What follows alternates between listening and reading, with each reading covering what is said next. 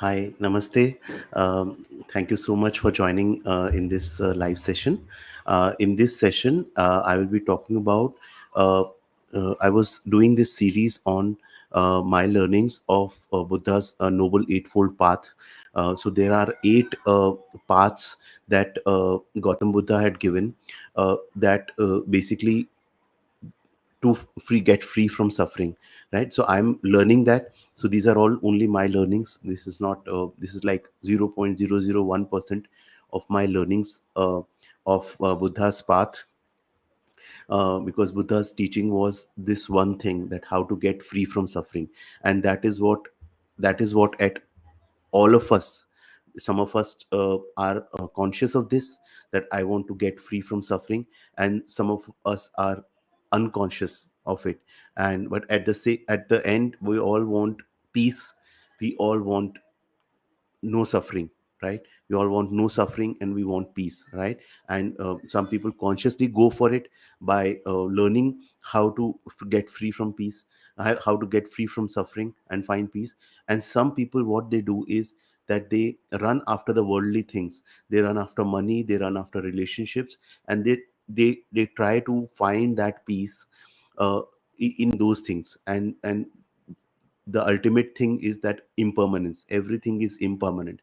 So everything then evaporates, and then it leads to dejection, right? So Buddha had given us a path, a noble eightfold path, a kind of a framework. Like we are in like corporate, so you know that corporate terminology is more it works, it's like more resonates, right? So this framework was there, that was given. I have made the two videos on the first two parts. This is actually the third video. It is actually the path number 7, but I'm taking it as path number 3 because this is given as path number 3 in this book. So all my learning of Buddha's teachings is from this book, The Heart of Buddha's Teaching, by revered Buddhist monk Thich Nhat Hanh. So I will be taking up certain passages from this particular chapter. So this is coming third in this, but it's actually the path number 7. Why Master Thai has given it as path number third in this is because he wanted to bring out the importance of Buddha's path. Right mindfulness as the as path. He wanted to show the importance. That's why he has brought it up. What Master Thai says is that, and what Buddha has said is that, uh, if you practice right mindfulness in your feelings, of right mindfulness of your thoughts and your feelings and your actions, you will be able to practice all the other things. So this is all interconnected. You just take up one thing and then you do it, and then it takes care of all other things, right? So I will start. So right mindfulness, I'm just taking certain passages. Like, right mindfulness is at the heart of Buddha's teachings. It is at the heart of Buddha's teaching. It is, in Hindi it is called Samyak Smriti. Samyak Smriti, or in Sanskrit Samyak Smriti. Traditionally, right mindfulness is the seventh on the eight right practices, but it is presented here third to emphasize its great importance. When right mindfulness is present, the four noble truths and the seven other elements of the eightfold path are also present. This is how important it is. This is how important is for us to practice mindfulness in our daily life. If we practice this, then we are practicing all the other mindfulness practices. Right mindfulness is the energy that brings us back into the present moment, right? To cultivate mindfulness in ourselves is to cultivate the Buddha within. The Buddha is not outside, right? Buddha is inside. We all have the seeds of Buddha. We all may have anger and anxiety and fear within, which is coming up on us, but we also have the seeds of Buddhahood, seeds of love, seeds of compassion in us. Only and only what we have to do is to recognize that. What we basically do is that we just say that we are kind of a sinner. I'm like this, I'm always getting angry, I have nothing good to do in this life. No, what we have to do is that we have to realize that the seeds of right mindfulness, the seeds of Buddhahood are in me, and I take responsibility to water those seeds in me by becoming more and more mindful in my daily life, right? By becoming more mindful in my smallest of activities. And when I do that, I'm watering the seeds of Buddhahood in me. I'm allowing those seeds in my fertile store consciousness, I'm watering those seeds and allowing those seeds to come up in me. Right. So this has to be my practice. Right. Then Thai says is a good gardener knows the way to grow flowers from a compost. Right mindfulness accepts everything without judging or reacting. So this is what mindfulness is. In mindfulness, what we do is that in this present moment, whatever is happening, I do not judge it. I do not kind of bring any judgment to it. It's in a very very loving way. I accept whatever is happening right now. Right. That is just my practice. My thoughts, my feelings, what are my emotions that are coming. Right. I just am observing them. Right. Okay. Sanskrit word for mindfulness is smriti. Means remembering. Mindfulness is remembering to come back in the present moment. So remembering that I have to. So what we are actually doing is that day to day basis we just forget. We are in complete grip of forgetfulness. We uh, we forget our real nature, that our real nature is peace, and we are our mind, the energy of our mind keeps us running here and there, and we are forgetting that our real nature. So it is remembering, and it's that is our spiritual practice, to remember that, to come here in the now. The happiness is in the now. My freedom and my peace and all my well-being is in the now. So no matter how my mind is continuing to push me in the various directions, I make a firm commitment. So when I wake up in the morning, what I do is that the first prayer I make is, God, my masters, all the Buddhas and Bodhisattvas, my master Thich Nhat Hanh, please help me be mindful, be more mindful in my smallest of activities during the day. That is my prayer. That is my intention that I set. And that is my prayer to my masters. Please help me. Let me not be in that grip of forgetfulness.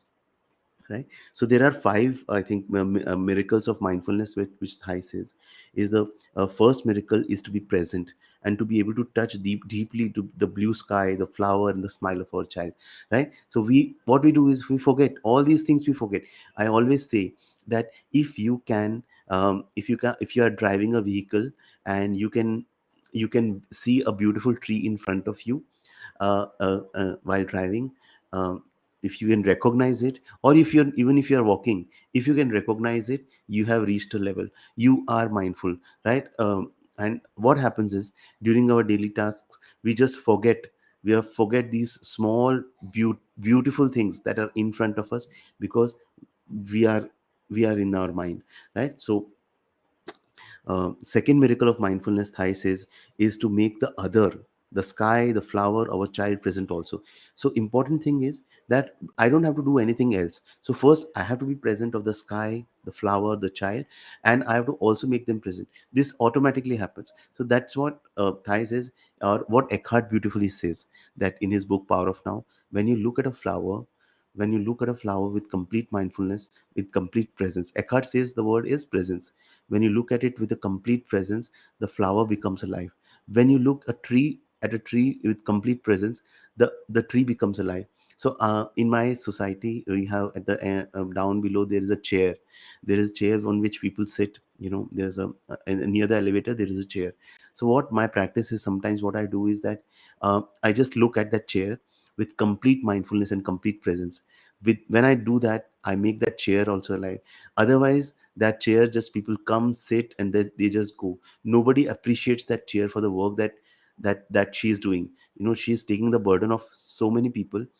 So this is my practice: small things, becoming fully aware, and making them alive. Right. Okay. So second miracle is to make the others present.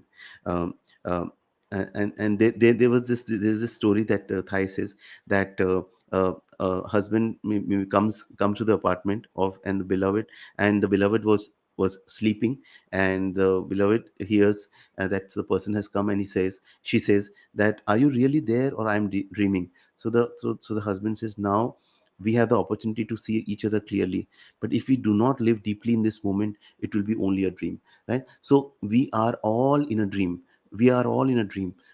What basically we have to do is that to come out of this dream, to come out of this illusion, and to be here right now. If we are here right now with our loved ones, if we are here right now with the wonders of this nature, then we are present. Then the other person is also present, then I am also this present, and reality is there.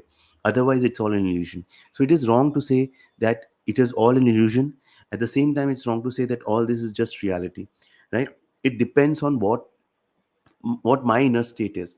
If I'm present, if I'm mindful, then it is real, everything is real. Right, I can love my child, I can hug my child and love my child, right? And that is real. Otherwise it is all a dream, right? So what we have to do is that get rid of this wheel of forgetfulness and be here, present, in reality, with our family members, our and everything in this universe is going to is offering us, right?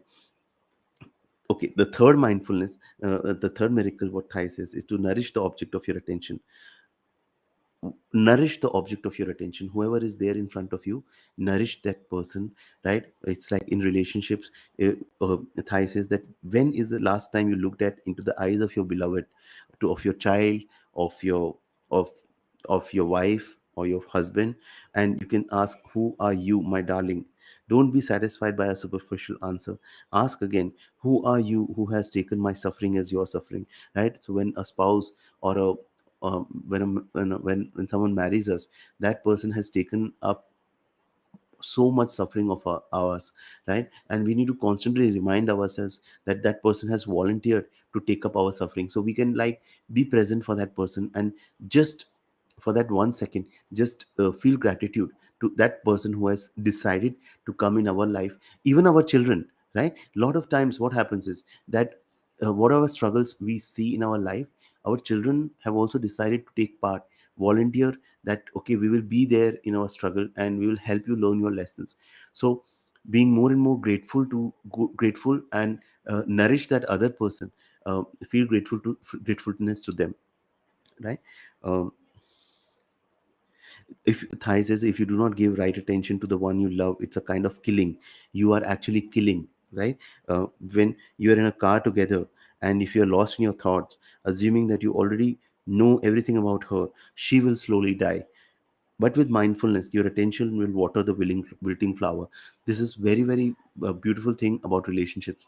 uh, uh, Important thing is that we have to continuously nurture our relationships with mindfulness, being mindful of our interactions with our other person, being mindful of not only our interactions, being mindful of just that presence that the other person has, and being mindful. What it helps me in a practical way is that I try to bring appreciation to the lot of small things, like my wife does for me, and bring appreciation, few words of appreciation.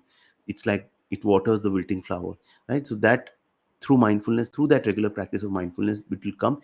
If we don't practice mindfulness, then that zing in our relationships, it slowly and this is what happens, no, in relationships, in marriage. For the first few years, still that attraction is there at the level of mind. The physical attraction is there, about the other person, or the mental attraction is there. For the first 6 months to 1 year, that attraction is there.